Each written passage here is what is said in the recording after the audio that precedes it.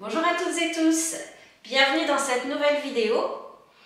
Alors aujourd'hui je me propose donc de vous donner 3 clés qui vont vous permettre de jouer facilement vos arpèges.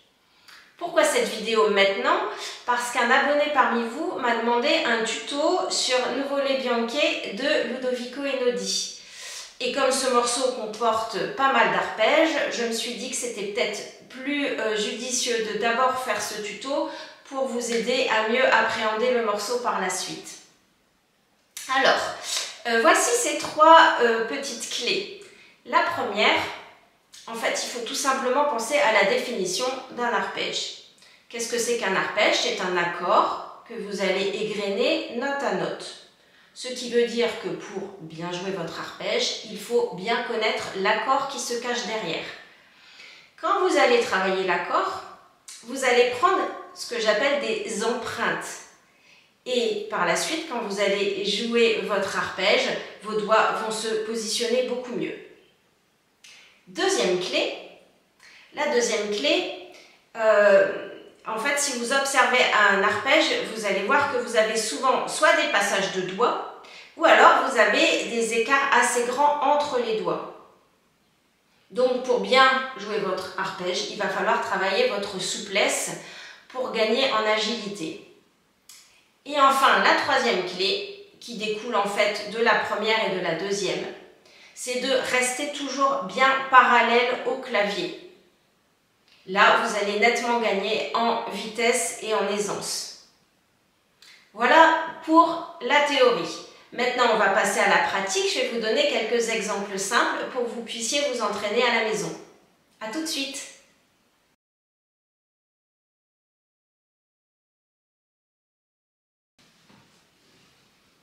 Alors, pour les accords, je vais vous donner 3 exemples. Premier exemple, l'arpège de Do majeur à la main droite. Donc, ça donne ça. Je vais le faire sur 2 octaves. Donc, Do, Mi, Sol. Je tourne Do, Mi, Sol. Je mets le petit doigt parce que je vais redescendre.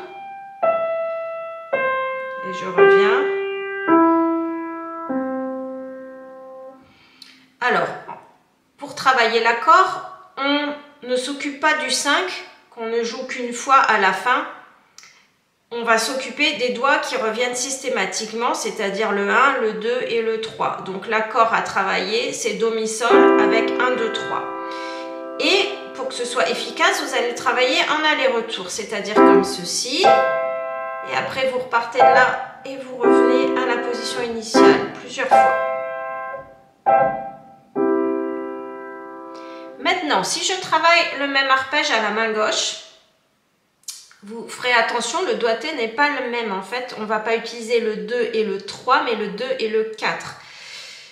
Donc, ça donne ceci lentement. Donc, le Do, pour démarrer, on prend le 5, qu'on n'utilise que pareil au départ et à l'arrivée. Et ensuite, donc 4, 2, 1. Je passe le 4, 4, 2, 1. Et je reviens. Je passe le pouce en dessous.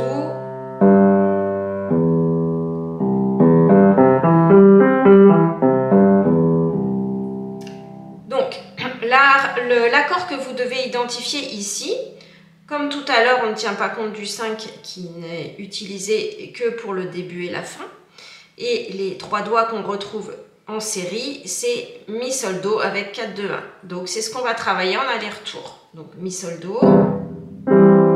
Et on repart et on revient plusieurs fois.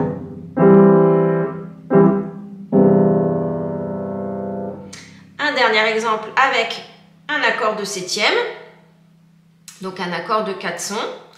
Do, Mi, Sol et Si bémol.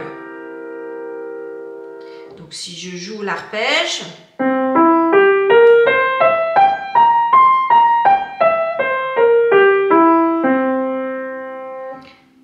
donc là pareil, le 5 on l'enlève puisqu'on s'en sert que à la fin et ça donne donc 4 notes à jouer ensemble.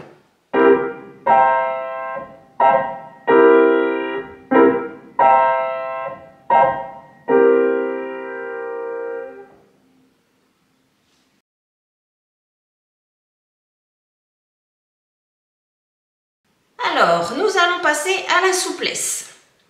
Pour plus de commodité, je reprends l'arpège de septième que je viens de vous montrer à l'instant. Donc, Do, Mi, Sol, Si bémol.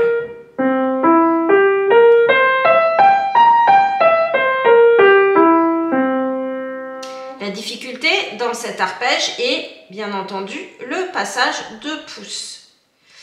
Nous allons donc travailler la rotation de la main. Donc, vous allez tenir le Do, c'est-à-dire le pouce, et on va jouer la note précédente, c'est-à-dire le Si bémol avec le 4. Faites attention au doigté, sinon ça ne sera pas efficace du tout.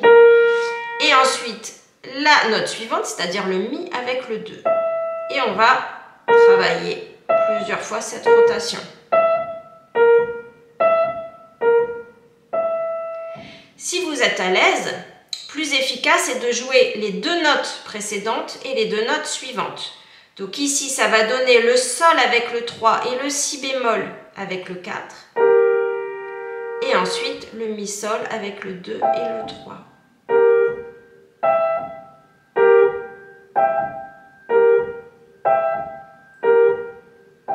J'insiste, ne vous trompez pas dans les doigtés. Un deuxième type d'arpège maintenant, j'ai choisi un exemple que vous allez trouver dans les nuages blancs justement de Ludovico Einaudi. Alors, on va jouer Ré bémol, La bémol, Ré bémol et Fa. Avec le 5, le 3, le 2 et le 1. Voilà, vous voyez, rien que sur le début, vous avez un grand écart entre votre petit doigt et votre majeur. Alors, on va travailler donc les notes 2 par 2 pour essayer de gagner en écart et en souplesse. Donc, d'abord le 5 et le 3, puis le 3 et le 2, puis le 2 et le 1. Et je vais faire ça plusieurs fois.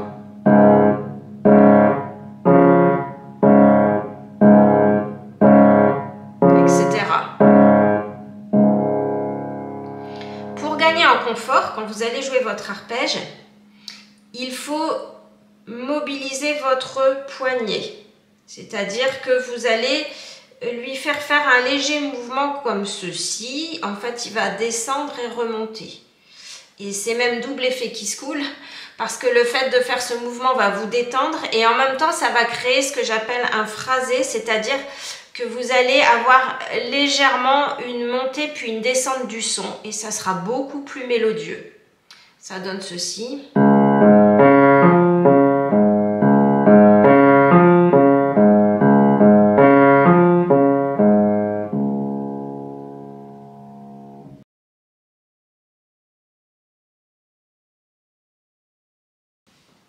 Alors, la troisième et dernière clé qui découle des deux précédentes, c'est de rester toujours parallèle au clavier.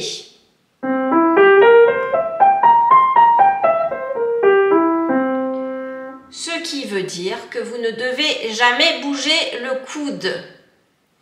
Donc, comme tout à l'heure, vous faites un petit exercice autour du passage de doigts, veillez à ce que votre coude soit parfaitement immobile. Si vous commencez à bouger le coude dans les passages de doigts, ça donne ça.